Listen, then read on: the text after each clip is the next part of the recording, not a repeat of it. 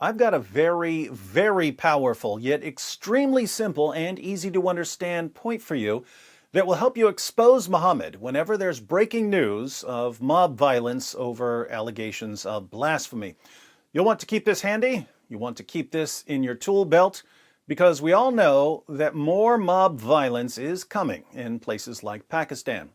Now, in several of my videos, when we're examining someone's claim that mob violence against so-called blasphemers has nothing to do with Islam, I quote passages like Sunan Abu Dawud 4361, where a man brutally murders his slave girl, who was also the mother of his children, for the crime of insulting Muhammad.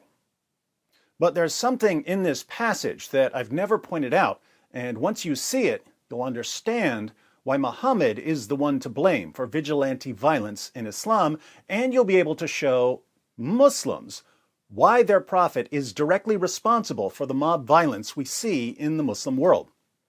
Let's read the passage, and then we'll focus on something terrible that often gets overlooked. Sunan Abu Dawud 4361. It was narrated that Ikrimah said, Ibn Abbas told us that a blind man had a female slave, she was his slave girl, his sex slave, who had borne him a child. So, like Muhammad, this man had sex with his slave girl and got her pregnant, who reviled the Prophet and disparaged him, and he told her not to do that, but she did not stop, and he rebuked her, but she paid no heed. One night she started to disparage and revile the Prophet, so he took a dagger and put it in her stomach, and pressed on it, and killed her. There fell between her legs a child who was smeared with the blood that was there. The next morning, mention of that was made to the Prophet, and he assembled the people and said, By Allah, I adjure the man who did this to stand up. The blind man stood up and came through the people, trembling, and he came and sat before the Prophet.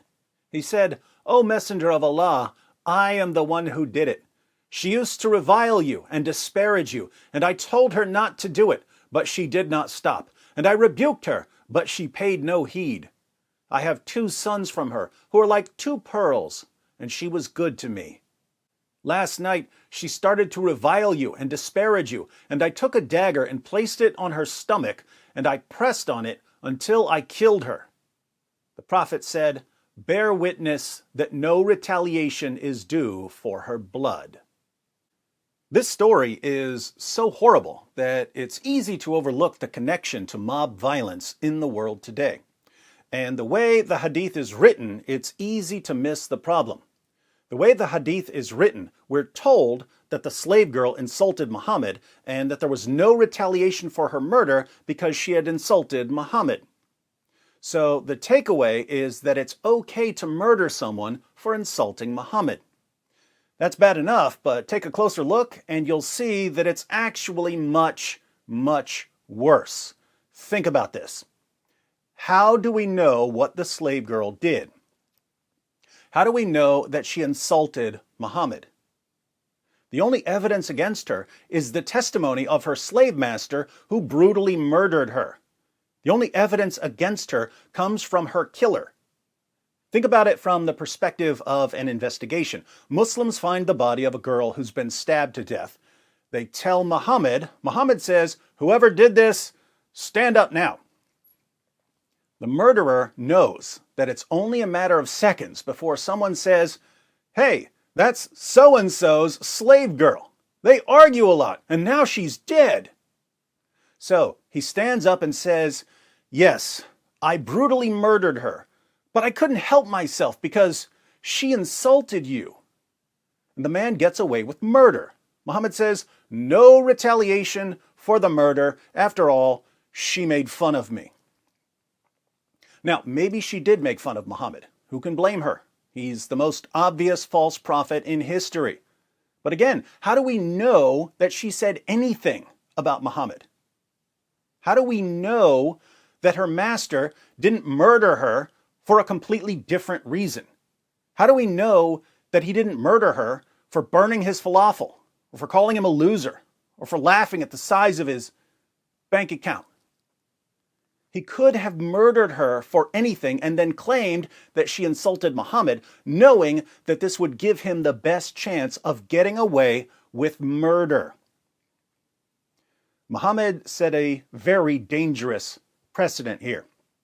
How many times have we heard about a mob brutally murdering a man or a woman for blasphemy in Pakistan, and it turned out that someone from the mob had falsely accused the man or the woman, or that the only evidence against the man or the woman was the testimony of someone that he or she had been arguing with? We've seen that over and over and over again. Why do people keep getting away with murder by mob? Because of Muhammad. People in Pakistan know that if you have a disagreement with someone, especially with a Christian or a Hindu, all you have to do is scream, "Help! Help, brothers and sisters! This man just insulted Muhammad! This man burned a Quran!" And a mob will form and beat him to death for you. And the government can't really fix the problem because the problem comes directly from Muhammad. According to Muhammad, all you have to do is simply claim that someone insulted him, and you get a free pass for murder. So, that's something you'll want to share whenever there's breaking news of mob violence for blasphemy in the Muslim world. If you'd like a picture of Sunan Abu Dawud 4361 in English and Arabic, your old pal D Wood has once again got you covered. The link is in the description box. Click the link, save the source, and keep it handy. Because believe it or not, someone's going to lie to you about this. It just backfired on you. It just backfired on you. This is a part of a religion. There's a reason to it. Yeah?